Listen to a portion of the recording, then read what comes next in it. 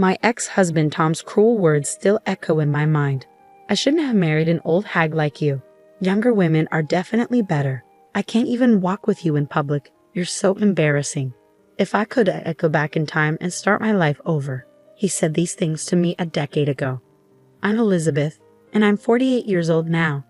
I was 33 when I married Tom, who was 5 years younger than me. We met at the hospital where I worked as a nurse, and he was a new doctor fresh out of his residency. Tom frequently sought my advice, and his genuine curiosity was endearing, so I found myself drawn to him despite our age difference. After 2 years of dating, we married. Despite some initial worries about the age gap, Tom seemed unconcerned, so I put my doubts aside.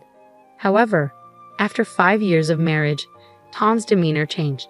He began verbally abusing me, constantly voicing his regret over not marrying a younger woman. His overly friendly interactions with young nurses at work upset me, but I stayed quiet, not wanting to cause a scene in the hospital. Tom's infidelity was revealed one day, and the other woman was a former patient of his, someone I had never met because we worked in different departments.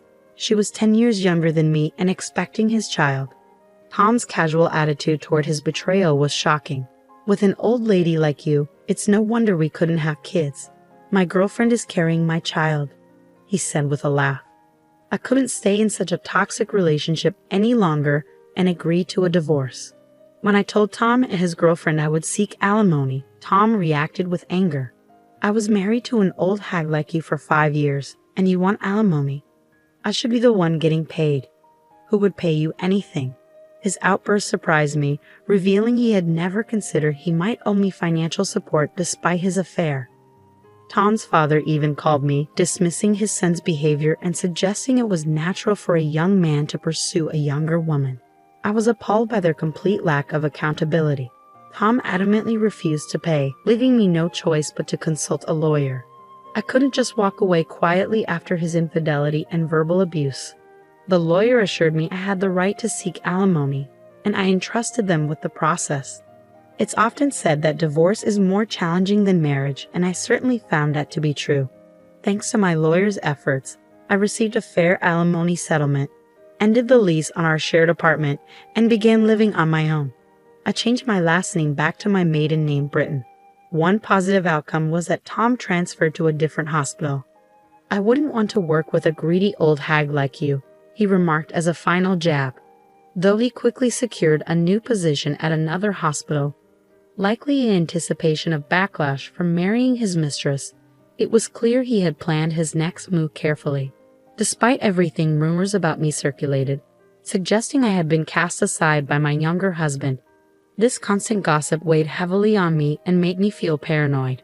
Eventually, I left my job at the hospital. After some time aimlessly drifting, I decided to pursue work again, as I thrive on staying busy and active. Luckily, I found a small maternity clinic just 2 stops away from my new home that was looking for nurses, and I was hired immediately. Though the hospital was small with few doctors and nurses, it was a pleasant work environment where everyone got along well with patients. Miss Britton, you have a keen eye and the patients adore you. We're fortunate to have you, they would tell me. But my peace didn't last long. A pregnant woman was referred to us from another hospital, and I immediately recognized her name, Sarah Evans. She shared the same last name as Tom's mistress. Curious, I checked her husband's name, Tom Evans, a doctor. Without a doubt, it was my ex-husband Tom. His new hospital lacked an obstetrics department, so they had been referred to us. Since I had resumed my maiden name and we had never met in person, she did not recognize me, but I never expected our paths to cross here. I hesitated to reveal to anyone that she was my ex-husband's mistress, so I kept the information to myself for a few days. Then one day, Tom accompanied his wife to her checkup. His eyes widened in shock when he saw me. Clearly, he had not anticipated running into me here, and I certainly had no desire to see him either. "What are you doing here?" Tom questioned me, and his wife quickly realized who I was. "Wait, is she here to harass us?" she asked, casting an accusatory glance in my direction. "Of course not," I replied. "I was here first. I had no idea Tom had moved near this hospital." But Tom refused to hear my side of the story and accused me of following them to cause trouble. "You're stalking me, aren't you?" he shouted. "Don't be absurd." "Why would I do that? You squeezed money out of me because you're old and got dumped," he yelled, causing everyone in the examination room to learn about our relationship. The stares of the onlookers made me feel uncomfortable, even though I knew Tom was in the wrong. His wife escalated the situation by feigning distress, saying, "Oh, I'm scared. I feel like I've been targeted ever since I came here. What if something happens to my baby?" Tom took this opportunity to demand, "Please keep her away from my wife." The doctor in charge then asked me to leave the examination room, likely just trying to defuse the situation. I understood the need to prioritize patients, but I felt deeply humiliated. I didn't want to be there either, especially because I didn't want the details of my divorce to be exposed. To make matters worse, Tom's wife continued to berate me every time she came to the hospital. Although everyone knew I wasn't to blame, they chose to remain silent to avoid upsetting her or interfering with her pregnancy. As a result, the work environment grew increasingly uncomfortable. With more than 6 months until her due date, I couldn't imagine enduring the tense atmosphere for that long. Although it was a good workplace, I decided to resign from the hospital. "It's a shame, but there's nothing we can do," the director said, looking somewhat relieved. Though I knew I had done nothing wrong, it felt as if I were being unjustly penalized. Worn out from the ordeal, I decided not to search for a new hospital job and instead returned to my parents' rural home. They welcomed me without saying a word. Initially, I found it difficult to do anything, but the thought of remaining idle at home made me feel guilty. So I took a part-time job at a nearby supermarket. Working outside of a hospital was a new experience, but it offered a refreshing change of pace. I had always loved being a nurse, and it brought me great fulfillment, but the constant pressure and responsibility for people's lives were a heavy burden.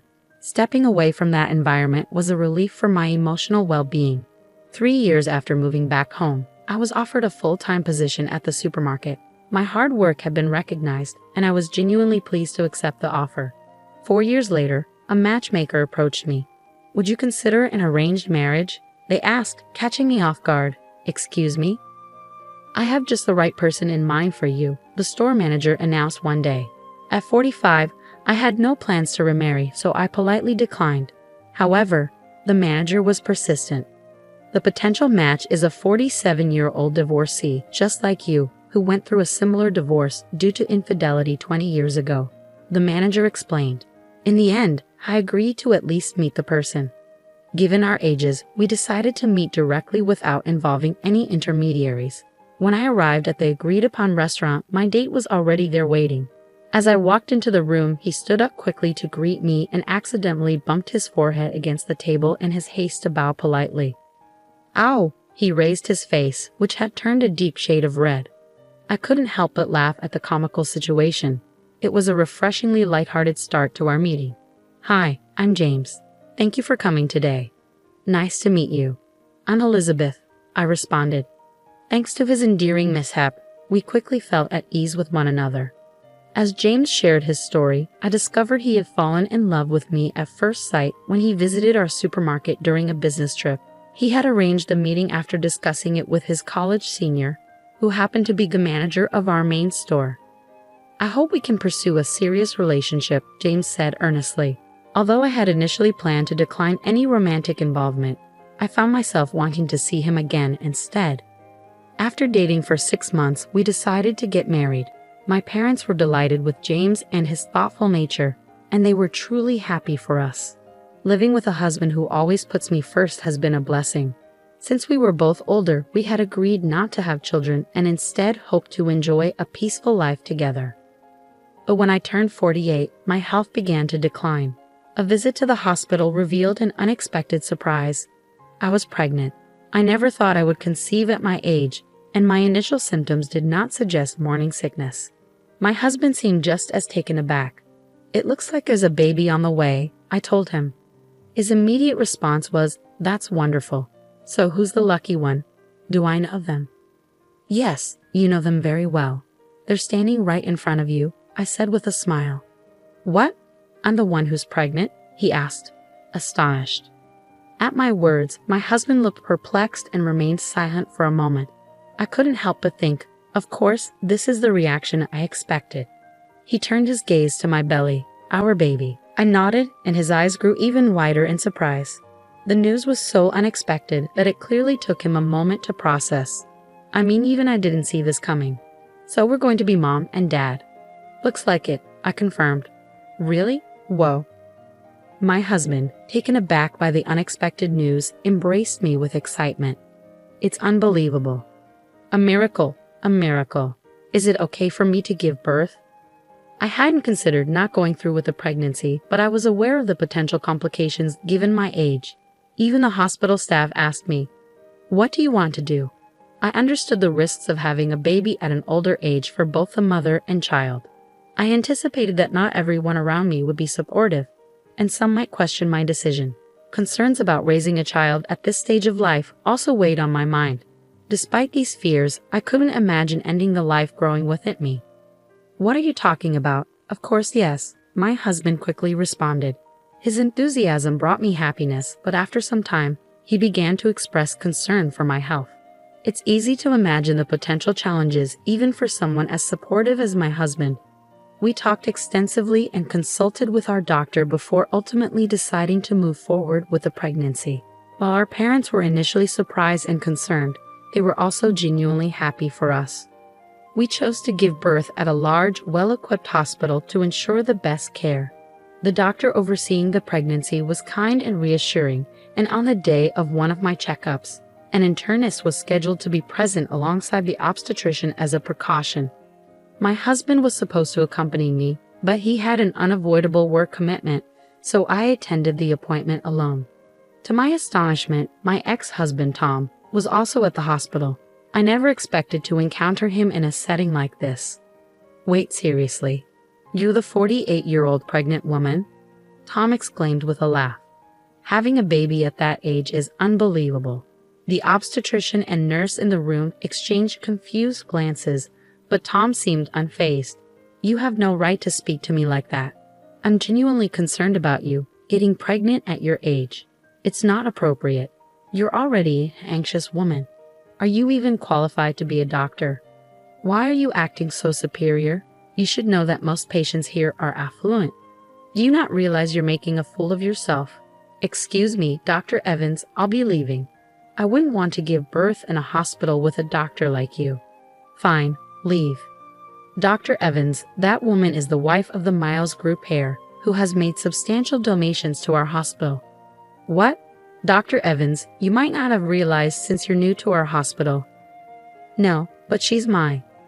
I have no relation to you. Nevertheless, your comments were inappropriate, as Mrs. Miles pointed out. I can't believe a doctor would say such a thing." At that moment, my husband walked in. "Sorry I'm late.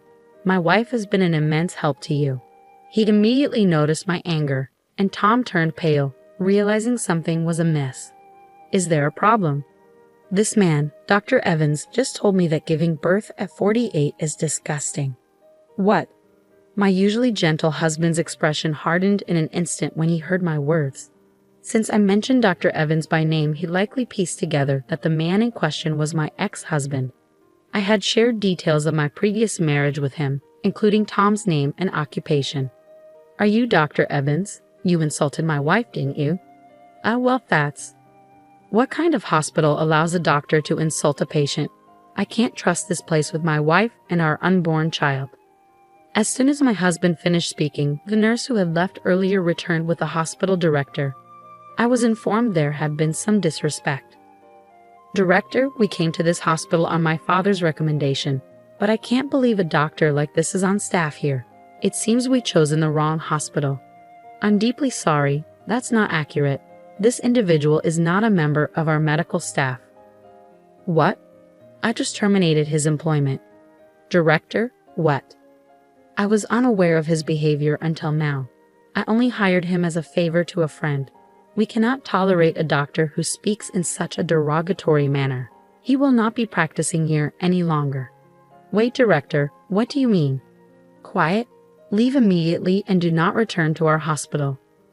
Upon hearing the director's decree, Tom, who protested with "No, why?" was escorted out of the hallway by the obstetrician.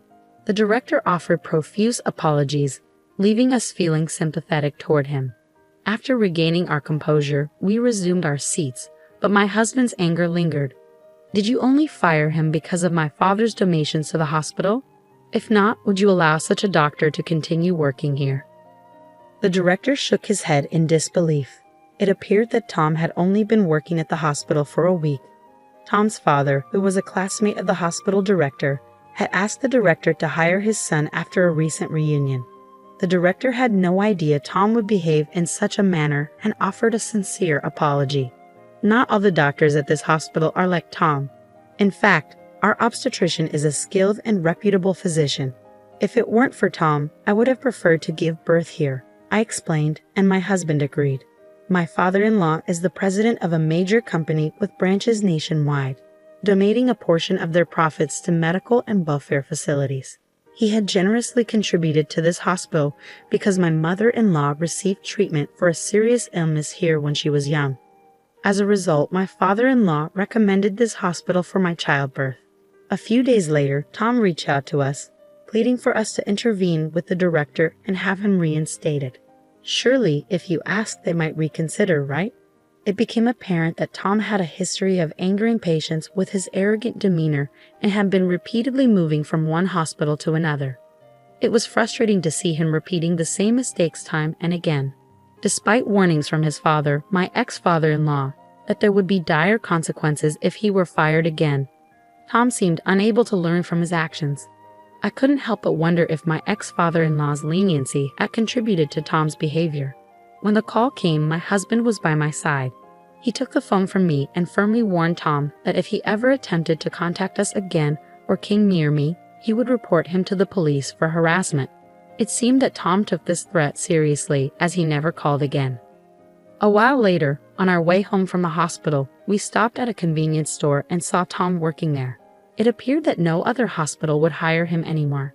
He was visibly upset and told us that his wife and child had left him, but I felt no sympathy. I decided to avoid that convenience store from then on. The next year, I gave birth to a healthy baby girl. She is truly a delight, and I am committed to raising her with love and care. My husband has been enamored with our daughter since the moment she was born and is showing signs of becoming a very doting father. I'll need to keep an eye on him to make sure he doesn't spoil her too much.